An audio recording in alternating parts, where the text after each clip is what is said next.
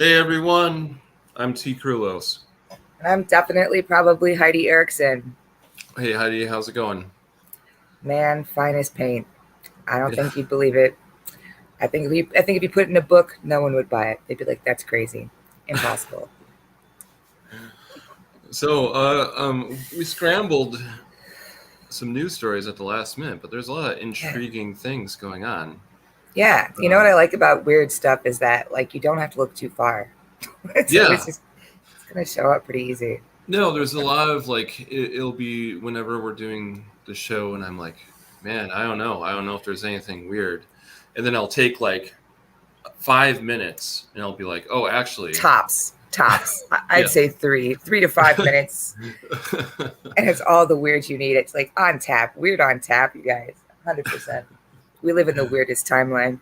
What are we looking at, T? Well, I wanted to start with this one. I find this very interesting. It's not something that I've heard of, but I think you have, and it's called synesthesia, uh, Synthesia.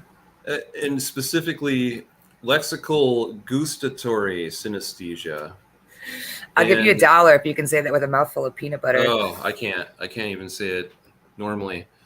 Um, so I was very fascinated by this, and I want to make clear I'm not like trying to like rip on this or make fun of this person. I genuinely find it very interesting, like what words mean to this person featured in this article. His name is Henry Gray. He's a bartender in England, Of course he is. and uh, they noticed that he like had a strong reaction to different words and names in particular. So for example, when he hears the word Boris Johnson, he says he imagines squishing a hard-shelled beetle with his foot. That And tracks. Harry Styles is like hair sticking up like telephone wires. And Donald Trump is like a deflating rubber duck, which is Uh, accurate, very accurate. wait, so does he like feel this? He like smells it, Yeah, but but some of them are more like some of those seem like more like sensations or like yeah. images, but it also applies to names. Whereas he says he would never date someone named Kirsty because that name reminds him of the smell of urine, or that's what he smells Oh, when he hears the name Kirsty. So I don't. I've never known a Kirsty that had that effect on me, but I guess I haven't taken a very large sample, as it were. Interesting. I knew somebody with synesthesia once, but the synesthesia that they had was they um, they saw music as colors, which is, I guess, one of the more common like kinds of synesthesia, hmm where certain sounds actually have a visual element to them. And I know there's a kind of synesthesia. A synesthesia just essentially means that your brain's wires are crossed. So when it gets input, when it gets information, instead of sending it to one department, it sends it to the other department. So music can have colors, and visual things can have an aroma or a flavor or whatever. And I guess to a certain degree, everybody has mild synesthesia, sure. partly because the things that we experience are tied really closely to memory. And anytime you get into memory, the wires start to get crossed. So, like, for example, you might hear a certain song and it reminds you of a particular summer afternoon you spent in your grandmother's kitchen while she was making cookies. So then when you hear that song, you almost can smell cookies You baking. smell the cookies. Yeah, yeah. Right. So that's a thing that happens to a lot of people, but some people have it really intensely. I do remember reading about that guy who had been a tax auditor, and he was in a horrible accident of some kind. I don't remember what happened to him, but he ended up suffering from a traumatic head injury. He was in a coma for several weeks, and when he woke up, he found he had synesthesia, where he said the sunset sounded like Wagner because he had it where when he saw things, he heard things automatically. He also suddenly knew how to play the piano, and he had never practiced a day in his life and could play flawless piano, which was a weird thing. They never figured out why that was real. But yeah, the human brain is weird.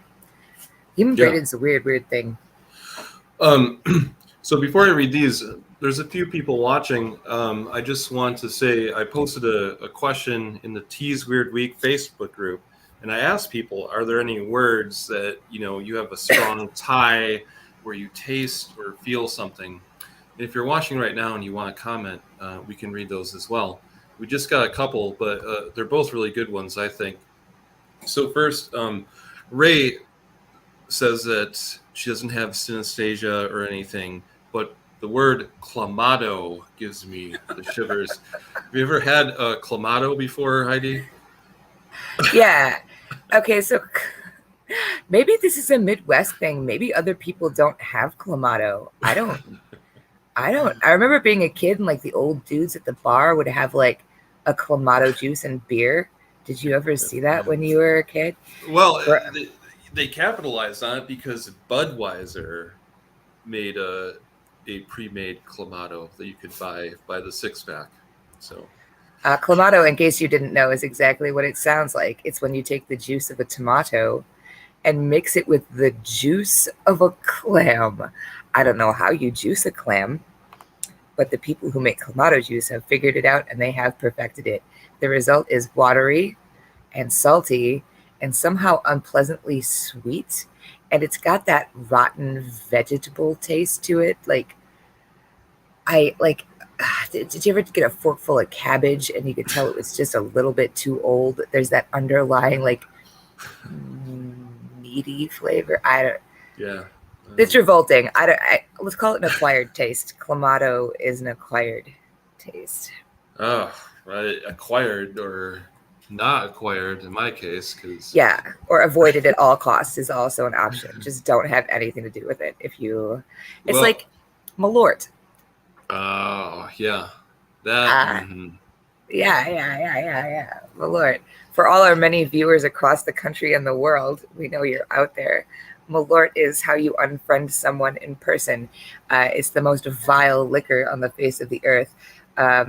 They literally sell this stuff based off of the idea that you should dare other people to drink it, especially if you're from Wisconsin and they're from California and you want to indoctrinate them into our bizarre, disgusting culture. Because I was going to say, is it a Midwest thing? I feel like it probably has an origin outside of the Midwest or the United States even. But it seems like it's a Midwest thing now. Jepson's Malort was founded by a man named Jepson. He moved to Illinois. He was originally from Sweden. I want to say it's Sweden or Scandinavia. It's actually a kind of schnapps, Malort is. Like peppermint schnapps or peach schnapps, except it tastes like sweaty balls. And also, you taste it for 3 days. I guarantee you, how about this? I guarantee you, no matter where you are, the first and probably only time that you have Malort, you will remember that forever. And probably whenever you see the face of the person who dared you to drink Malort, you will probably have a reflexive, like a gag sort of reflex, or possibly the urge to punch, swing punch, connect hit. That's actually what happened to me with Jägermeister. And it's not because the taste is incredibly awful. I didn't understand that it was a liquor. I thought it was like a German wine or something. I ended up, I was 21. This was for my 21st birthday. I drank a lot of Jägermeister, and I puked. So now that's a name for me. Now I hear the word Jägermeister, I'm like, ugh. Yeah.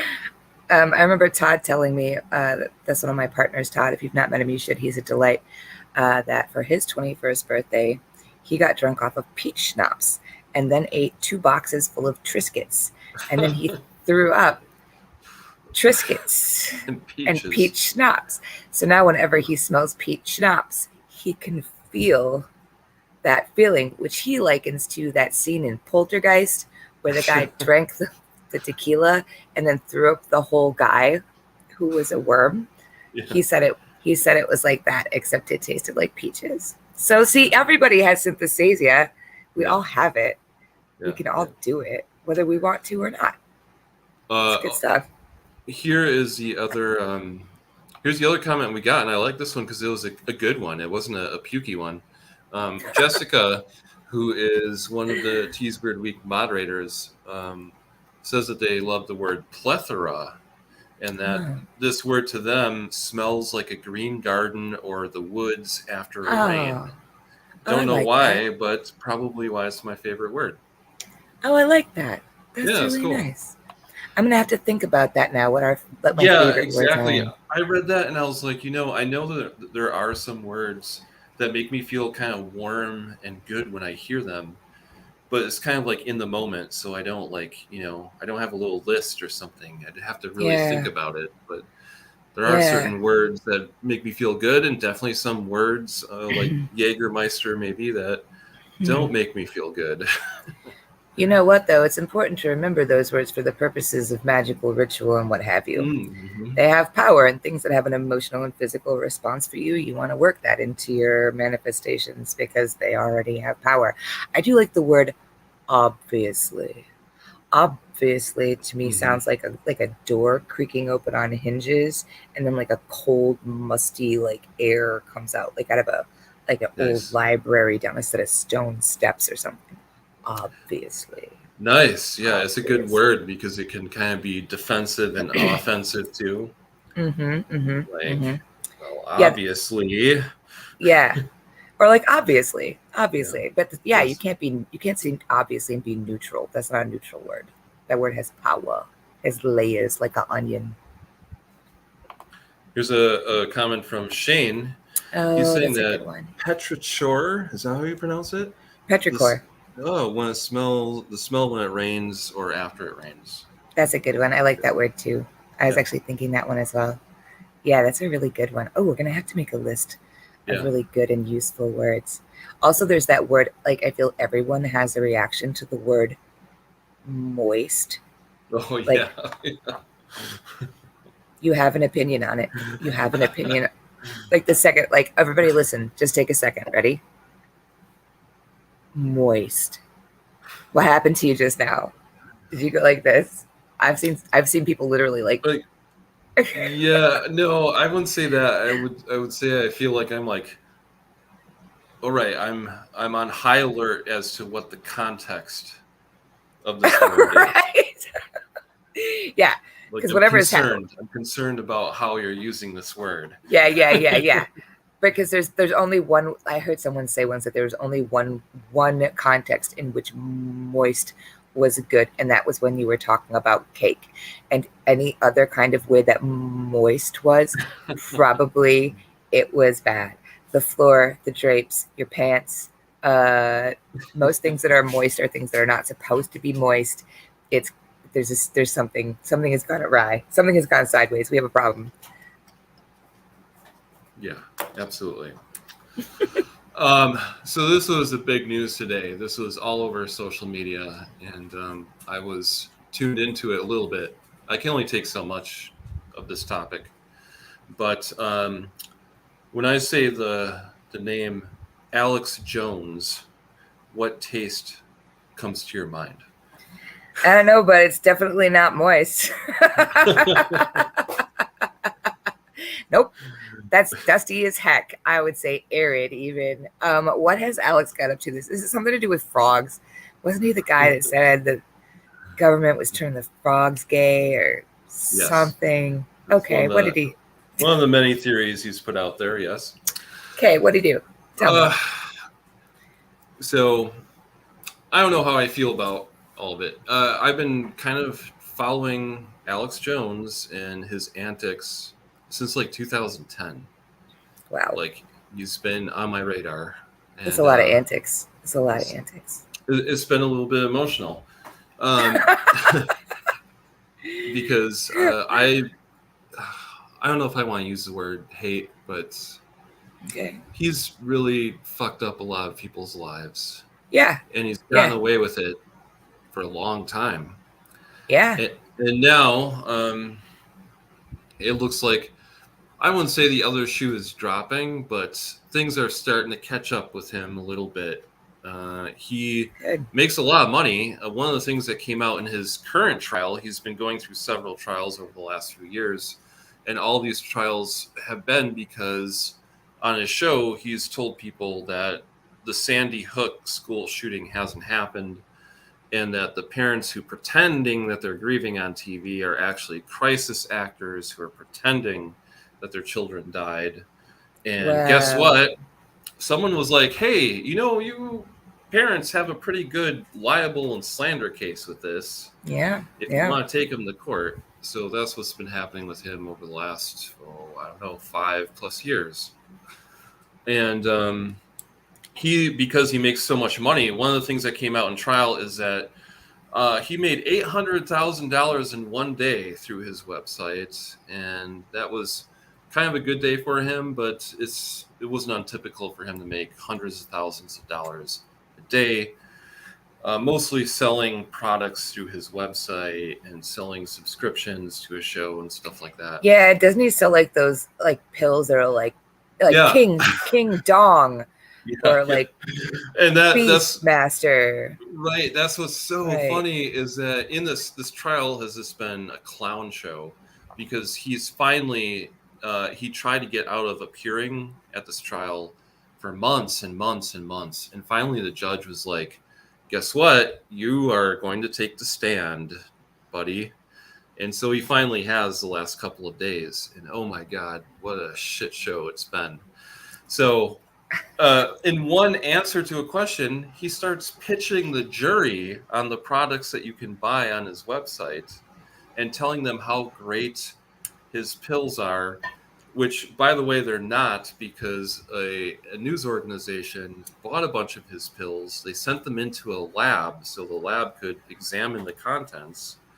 And they discover one, for example, which was called like the Alpha Male X4 Vitality Mega Pill. Was actually Band name called it. this highfalutin named pill was actually just common iodine, and he had just repackaged it and given it a big name. So, and I'm sure sold it for $50 a bottle, no doubt. Right. So right. He's been trying to do the Alex Jones show from the witness stand, and this judge is more fed up with a person than has ever existed since like the hottest episode of Judge Judy that you've ever seen. I don't know. That shit got pretty raw. He is through with this guy, with him and all of his bullshit. But the absolutely stunning moment today was Alex Jones said that he had never sent any text messages or emails about Sandy Hook to other people within his InfoWars network. And the lawyer walked over and was like, is this a text message that you sent? And he was like, well, I don't know. Yeah, I guess so. And he's like, do you want to know where I got this from? And he was like, well, I have no idea. And he goes, well, your lawyers accidentally sent me a file with all of the text messages that you sent for the last 2 years. And this was in here, and this proves that you lied on stand about what you were saying. Okay, fun fact. Alex Jones's lawyers there's no way they sent that by accident. There's no way they sent that by accident. No, here's what I think. I think they've been stuck with that motherfucker for 2 years, and they can't stand him either. Yeah, they're like, this guy is a toad. Forget the frogs. This guy's an amphibian, a reptile, an invertebrate. Just send like whatever you can send and make it look like an accident. And that's what happened. That's my guess. He's got to be one of the worst clients of all time, because another thing he did was he got on the stand, and the other lawyer for the families was like, so you said you're coming in here in good faith and that you have nothing against the court system. Is that true? And he was like, yeah, of course it is. He was like, let me pull up something from your show from yesterday. And it's from yesterday? It's a graphic that he had on his show, and it's of the judge of the trial on fire. It's like Photoshop flames all over her. And he's like, huh, this seems to contradict your statement, doesn't it? You photoshopped the judge of this trial burning in hell or What whatever. an idiot. I was like, most judges don't like it when you do that. Yeah. If you were sitting in the back of your geometry class and the teacher walked up next to you and there was just a picture of him getting stabbed by a bunch of dudes or something, guess what? You're going to fail that test. You're going to go to detention. You're going to have a bad time. But Alex Jones he really doesn't think that there's any consequences for him. He Yeah. honestly, I mean, is he stupid? Obviously, yes. And I hate to use that word. It's ableist. Let's just say this. He's not connected to reality. He has a difficult That's time it. Yeah. pulling facts and connecting them to other facts. His random access memory is not extra sharp. And he's an asshole. So, that's, I suspect also on some level, high level of intensely stimulant drug. I don't know if you've ever watched Alex Jones's show, but there's some things going on there that cannot be blamed on coffee. There's a lot of redness, the blood pressure there's sweat, there's spit flying. It's terrifying stuff when he goes off on a row. I mean, and cocaine is a hell of a drug. If you do it often enough, you kind of get the feeling like you can get away with whatever you want to get away with. I think the strongest drug, though, is his own ego. And I think this is why him and Trump connected well together, is he thinks that if a thought pops into his head, he doesn't need to check out if it's true or not. It's a fact. Because he's like, this sounds right in my gut. So therefore is now a fact that I'm going to tell you. Yeah, and I think sometimes folks like that, and I think this is true of Trump too, I don't even know if he thinks he's that smart, but he definitely thinks everyone else is stupider than he is. Yeah, absolutely. For sure. He thinks the rest of the world is just plumb fools ripe for the taking. That is a true story. But I mean, he's just a talking head ideologue. It's not like he's the first one in history, and he won't be the last. But you can't make yourself the target for the anger of a bunch of people whose children died a horrible, violent death, and there was nothing that they could do about it.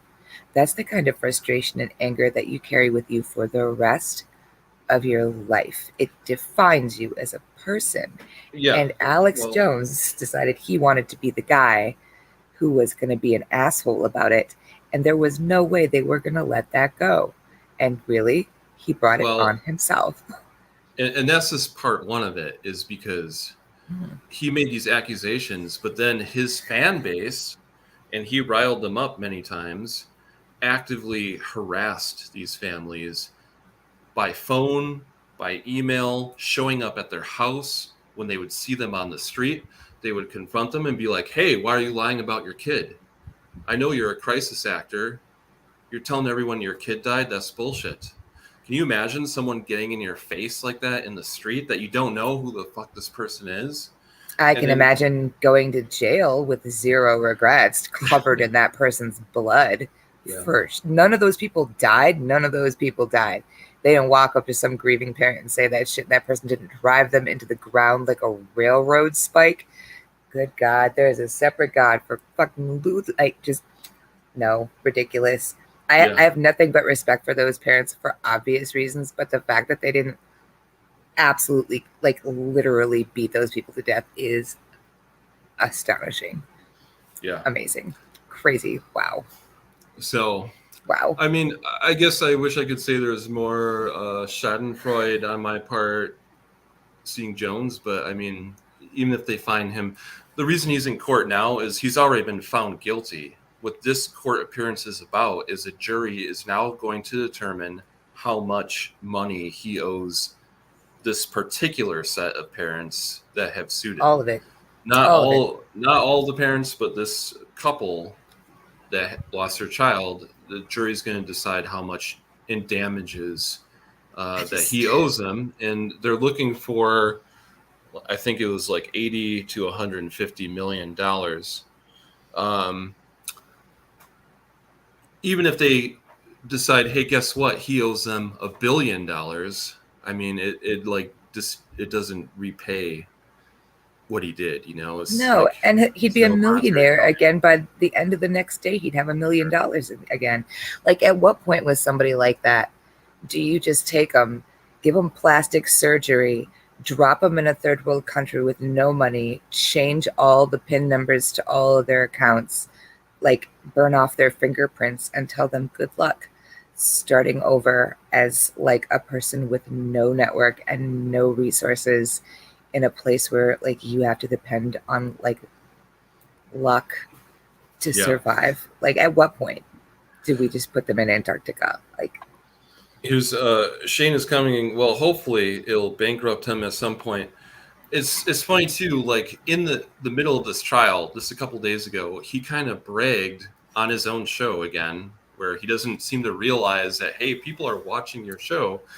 He bragged about like claiming bankruptcy before he can get hit with these charges and how he's going to be able to continue doing his show because he's going to weasel his way through bankruptcy.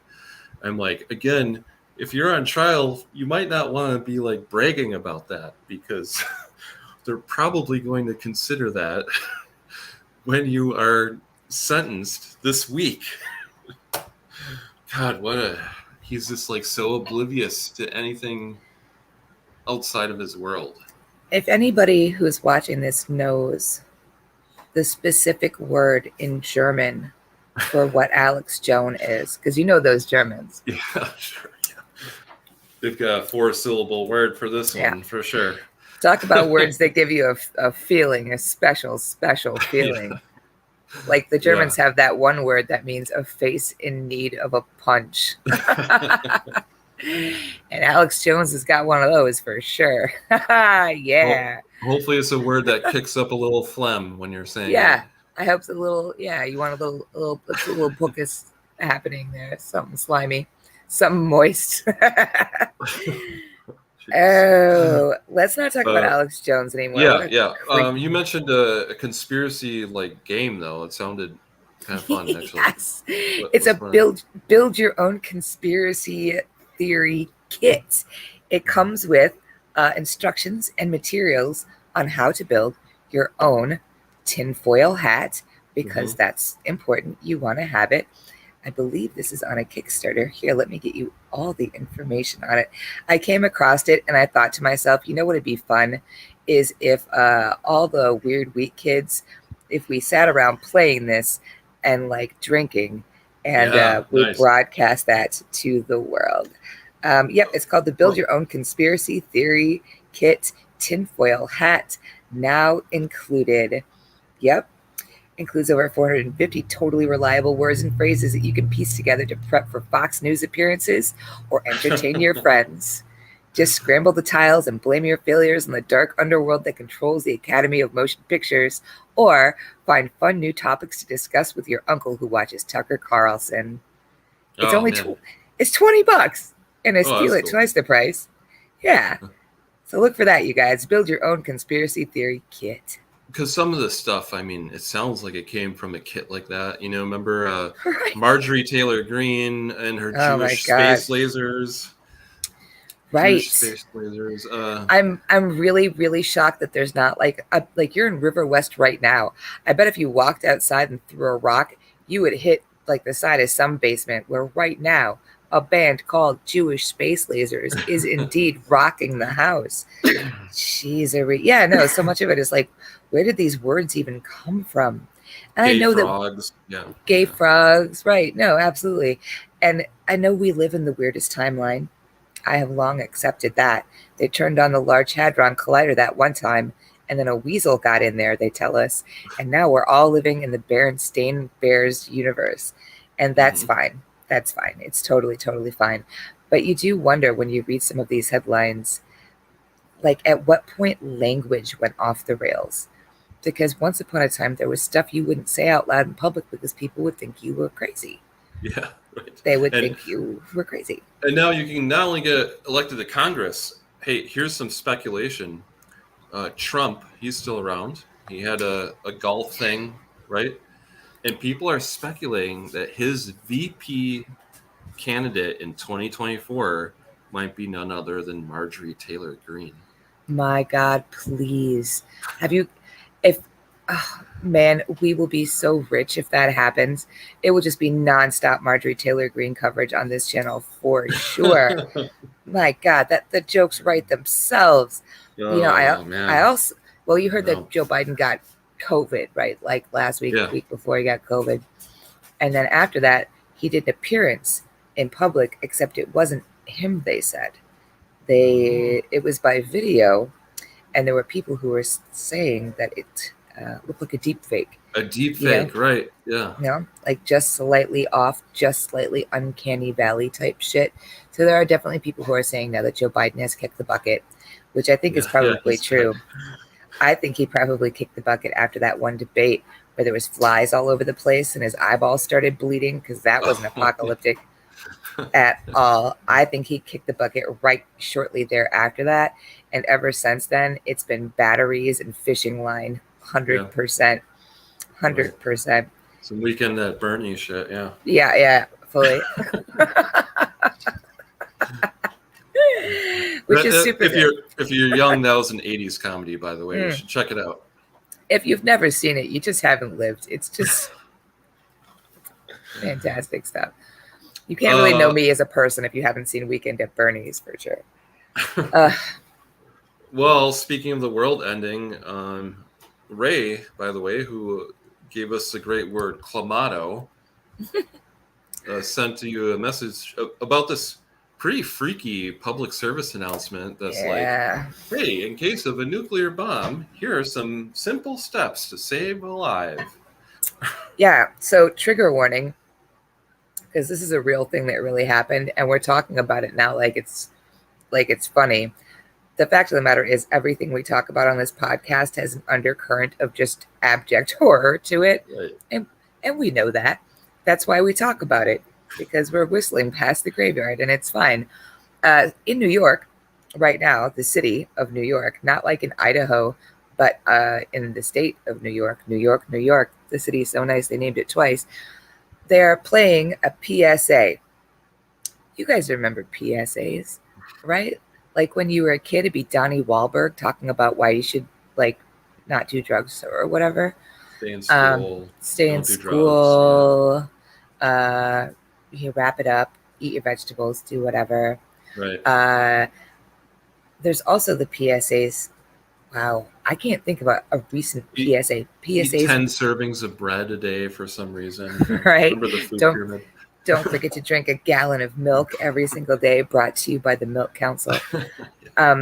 When we were children, many, many moons ago, because we're old and stuff, they would play them on network TV. They would broadcast them on network TV. If there was like to call the poison control center, if you, accidentally drank bleach, or, what to do if you were caught in a flood. And every now and again, they would play these little PSAs to be like, they had the ones that G.I. Joe did where knowing was half the battle. And it seems like they should have probably done this as a G.I. Joe one now that I think about it. But this PSA has been broadcast, and the PSA is this very attractive woman in her late 20s explaining in a very calm and rational manner what to do in the event of a nuclear incident in the city of New York. She begins this instructional video by saying, okay, so it's happened. It doesn't matter how it happened. Let's just say the big one has hit. Over this pretty bright and perky music and this kind of like cartoon rendition of like a brownstone walk up somewhere in Brooklyn. She then explains that what you're supposed to do is go inside of a building, stay away from the windows and the doors, take off all your clothes and wash, and stay inside the building until you're told to leave. It's 3 steps. Get in the building, stay in the building, and then listen to the media, which I thought was a poor choice of words. The last thing is follow the media. A lot of people don't really trust the media, and like posting a nuclear holocaust PSA by ending it with follow the media was maybe not the smartest thing to do, but that's the PSA. Yeah. Not to Yeah, take a step back towards that clown, but that's the reason why people like Alex Jones became popular, is because people don't trust the media. So if you yeah, can be like, hey, I'm an independent news source, then people are right. like, oh, I'm intrigued by this person, not NBC and ABC and all that. If they're like, the So, truth isn't the truth, because that's the media, which means that everything that isn't the truth must be the truth.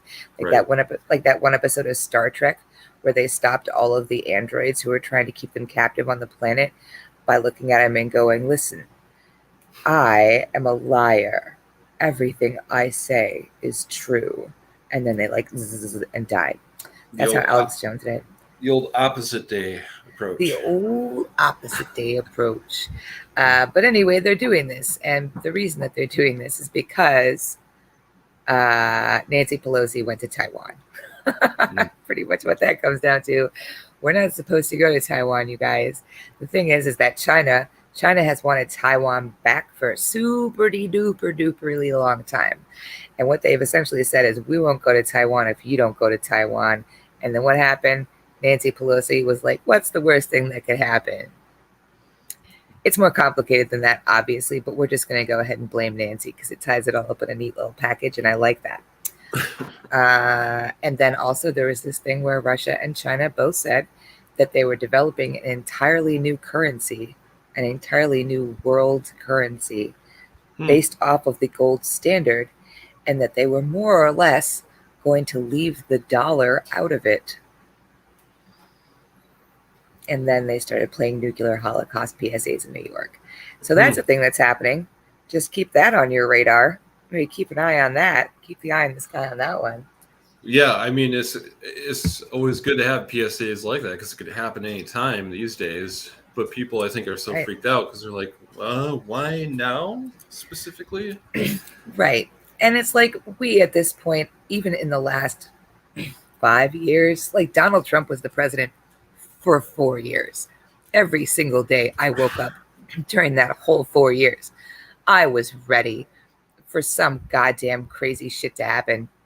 And it did. There was that whole minute where we were going to go to war with North Korea. You remember that shit? Yep. Because Donald Trump was like, hey, you guy, that shirt, that's a dumb shirt. You remember, or whatever? Like, he just was being an asshole. Yeah, no, he got into like a third grade like insult contest with North Korea where he was like, Right. the fat kid from North Korea better be worried because my nuclear button is bigger than his is one of the things he actually said. Yeah. Yeah, I think he actually did. He was like, my Please button said it, is bigger than your button. Yes. And I was like, first of all, Donald, you have no idea how big Kim Jong-un's button is. You have no idea. It could be any kind of size, pancake size. You don't know. It could be the size of a manhole cover. You've never seen that button. You don't know. But you know he has one. And the thing about nuclear weapons is, it doesn't matter how big your button is because it's attached to a goddamn nuclear warhead. Right. But then weirdly they kind of like made up and were friends about it. You know? Yeah, I think like Dennis Rodman went over there and like, I don't know, just like played Parcheesi with him or some shit, and everything was cool after that. I don't know what happened. We gotta do a Dennis Rodman episode one time, I think. Whatever happened to that guy? Yeah, he's still around, but he's a weird guy. He is a weird guy. I love that for him. Oh man. Okay, so yeah, that happened. That was real. And it's a weird time to have like a puppet, like actual puppet for a president, like Muppet style, when that's all going down. But that did occur. But let's not dwell on the possibility of a nuclear holocaust. That's not fun. That's not a good time. That's not why the people come for our lighthearted entertainment. Well, you gotta laugh about it. We'll all die anyway. So. I don't know. We've lived through like 2 of these in the last 5 years is all I'm saying. And like, is it possible? Yeah. In a this might as well happen kind of way, because like, maybe. I don't know. I don't know if any of our viewers are old enough to remember the Cuban Missile Crisis when that happened in the 60s, where literally there was actually nuclear warheads pointed at us in Cuba. We had some pointed at them, and everybody was desperately looking for a school desk to climb underneath, like, because that was a PSA they had back in the day. Right. Yep. Like that was gonna save you if you crawled underneath a desk that like 2 inches of plywood was gonna help. Well, that's not going to help you to go to the middle of a building in New York either. Like, Yeah. I don't know. I feel like if you were going to do that, I was talking to somebody about it because you end up talking about Vladimir Putin, who is what a fascinating mother. If we all live another 30 years, I cannot wait for the tell-all documentaries about Vladimir Putin. What an absolute nutter, just crazy. But they were saying that what they think it is that Vladimir Putin, who was the head of the KGB, right? Mm-hmm. Like he was the head of the KGB for a minute. He's a calculating motherfucker. That's not a dude who just like wings it.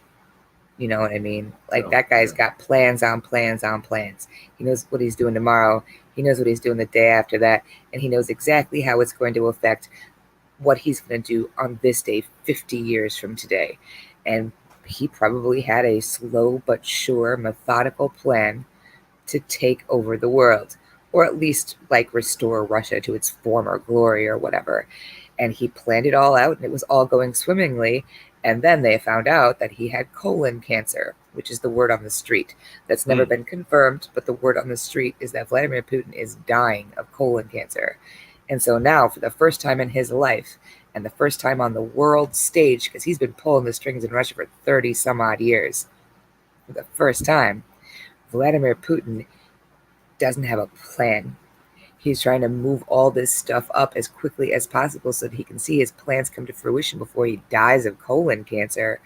And that's dangerous because that means he's rushing. That means he's flying by the seat of his pants. He was playing the long game, but now he's deciding to take some shortcuts. Yeah, and that's not what you want. You don't want the guy with like ostensibly control over the world's economy and a whole lot of nuclear weapons just, you know, making some off the cuff decisions on what to do. Right, like a jam band. Like, right. No, it's bad. It's bad. You don't want Vladimir Putin playing jazz, doing that route. That's not good stuff. So we'll see what happens.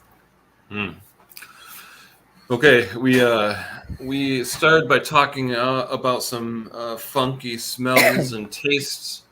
I don't know. Is this brilliant? Or it says Fancy Feast is hosting a pop-up restaurant for humans with a menu inspired by cat food. Delicious. I can't tell you how many times I've popped open a can of Fancy Feast and thought to myself, lucky kitty. Oh my God. I can. So it says that at a limited Italian pop-up in New York City, cat food enthusiasts can dine at Gatto Bianco by Fancy Feast and have human cuisine inspired by cat food. So okay. I just it's so I don't gross. know. Okay. On one level, okay. Yes, obviously, the idea of people, I'm sure, paying like $70 a plate right. for cat food inspired dishes sounds revolting. But it is worth noting that in America, we spend like something ridiculous, like $2 billion a year just feeding our cats like the fanciest of feasts that we can fancy for them. There have definitely been times, for example, when I was a little short on cash, when I know for sure my dogs were eating better than I was because I was living on the generic Kraft macaroni and cheese, and they were getting the grain-free, free-range, lamb and potato with au jus. Like they were doing fine. So it's possible that this fancy feast would be very fancy and nice and delightful. I can't imagine, outside of doing it for the meme, like just doing it for the lulz, just so you can post pictures on your Instagram or whatever that you are at a TikTok. Like, yes, I can see that being a thing.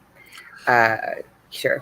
I was really split. I was like, this is either gotta be like a deep like joke, like a candid camera style of joke where they're showing like how gullible people are, or it's gotta be for real and people are like, this is a hot new thing. We're we're getting cat food and a little bowl of water next to it that we can like lap water out of. And like that could be. I don't know. It could go either way. It's like a lot of great weird news stories. It could be one or the other, and it's hard to tell. I think it's probably like most weird news stories, a little from column A and a little from Yeah, column B. Because there's somebody in on that who thinks it's hilarious and a joke, and somebody in on it who like they're way into it. Yeah, they're super into it. They're way, way into it.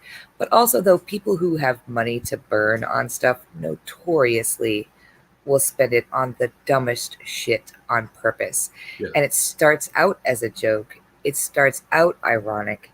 And then after a while, they lose the thread of the plot and they become the joke in that scenario. It, like when you're talking about art, and cuisine isn't art. Like that guy who taped a fucking banana to the side of the wall, sold it for $150,000, and then paid a guy to walk into the gallery, pull the banana off of the wall, and eat it. Right. Right. Because everybody wants to be the next Marcel Duchamp, and some, like, you can't because he already was, and you should learn to paint or something. Here, Ray has a good theory, a third theory here. Or they are just trying to normalize eating cat food for the post-nuclear hellscape. Oh, Ray, ever the pragmatist. You're right, girl. You're super right. But Turns out. Ooh, go ahead. Well, I was just gonna say, a lot of times you see like fashion shows where they're wearing something that's like really like far off the wall, and you're like, is this supposed to be like making fun of fashion because it's so ridiculous, Yeah. or is this like really supposed to be like this outrageous thing that you wear to a party in Manhattan? It's like hard to tell. It's funny too because a lot of that stuff in haute couture, like there was last year, spring collection, I want to say for 2023, there was that whole thing where most of the clothes were made of inflatable rubber. They were impossible to wear comfortably and they looked absolutely ridiculous.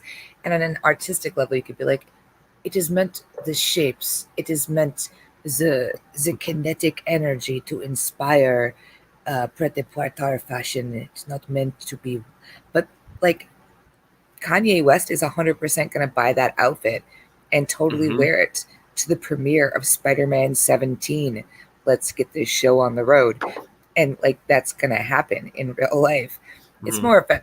Like I don't mind that. I think like whatever, fashion should be ridiculous. Let it be ridiculous. Sure. It bothers me when like they co-opt stuff. Like there was that one year at the Met Gala where the theme was punk rock.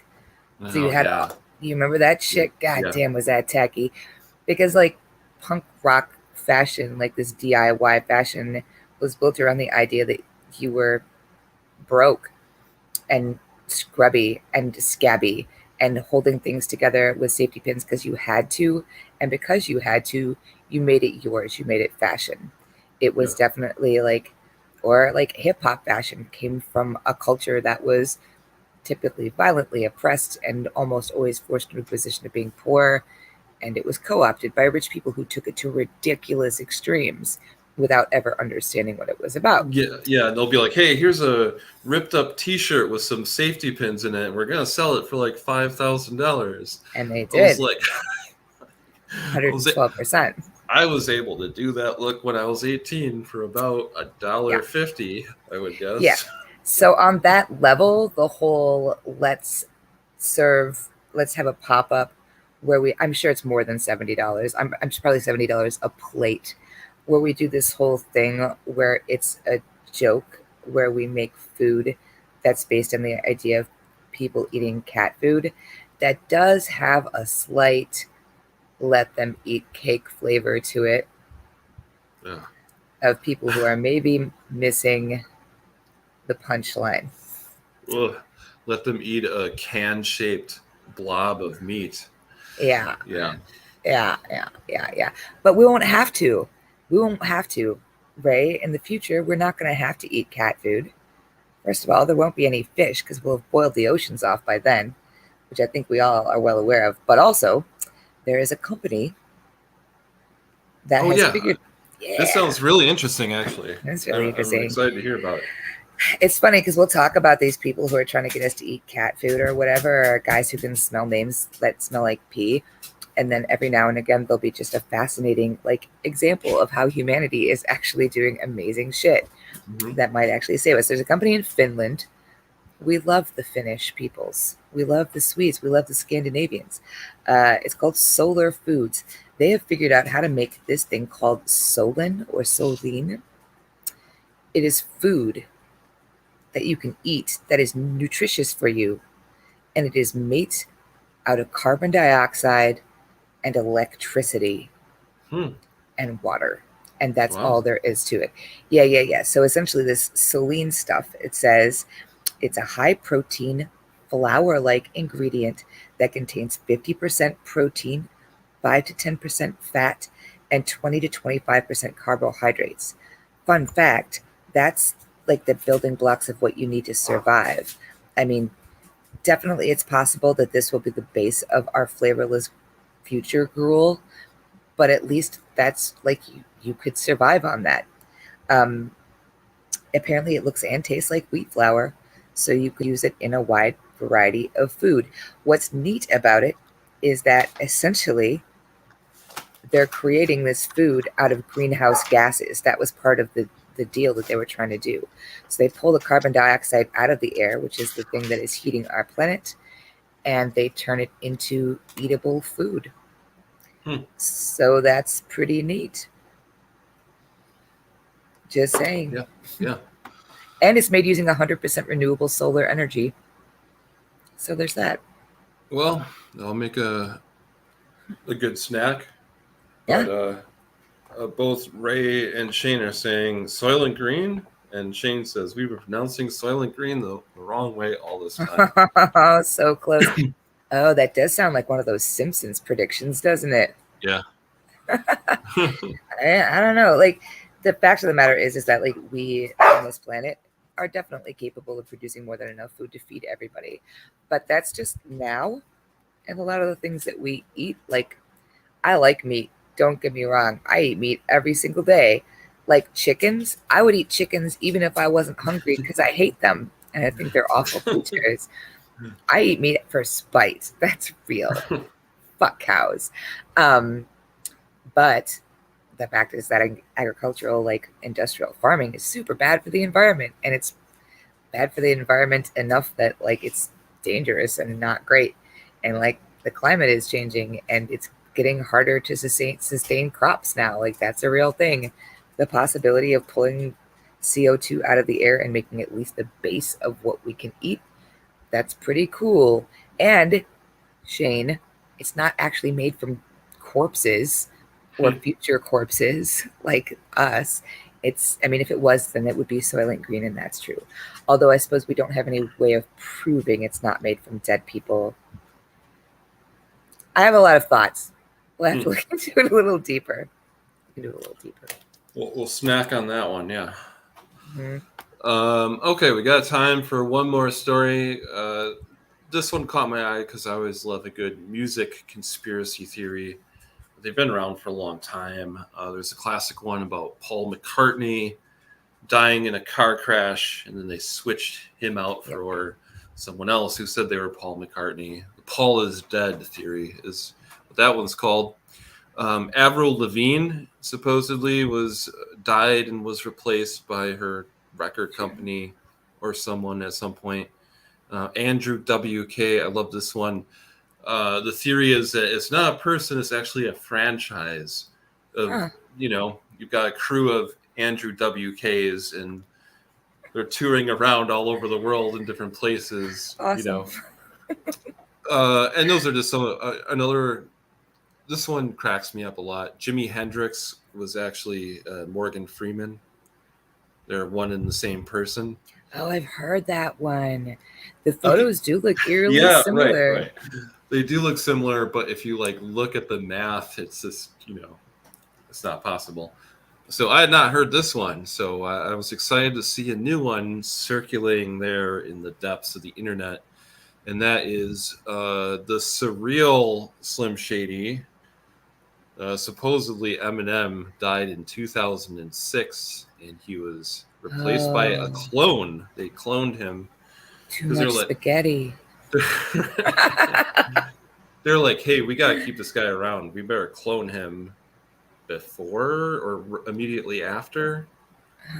And like any conspiracy theories, they don't have anything solid. It's just these little crumbs of like, hey, here's an interview where his voice sounds funny, or here's a video where he's doing an interview and it glitched a little bit, And they Yeah, started to build this conspiracy with all these different little tiny things.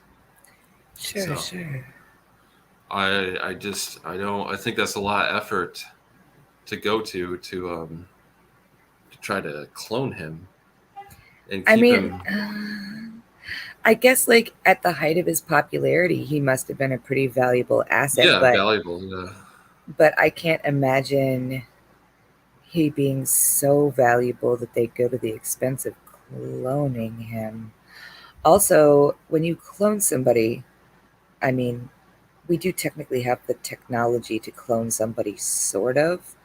But as far as I know, the only way to do that is like to start over from scratch. Like you can insert DNA into like an egg or something along. That's how they made Dolly, that Right. sheep. I was gonna say, wouldn't that be a long process to clone someone and then train them Yeah, to perform at the same level? Like, yeah. it's not Like cloned like having a natural rap ability, I don't think. no, no, and also he didn't experience all of the formative experiences as depicted in the classic film 8 Mile. So how would he also wouldn't he be like 16? Let's see, it's 2022, 2006. I mean, a teenager. No, not. Yeah. Yeah. Yeah, I'm interested to see this. This article says then in 2019, the release of Tom McDonald, I don't know who that is, his cloned rapper's music video sent believers of the bizarre theory into a frenzy, making it viral, with McDonald claiming in his song that the Illuminati took bone samples to clone rappers and then put the real ones in prison to silence their vision. Quote. I mean, I don't know. See, the thing is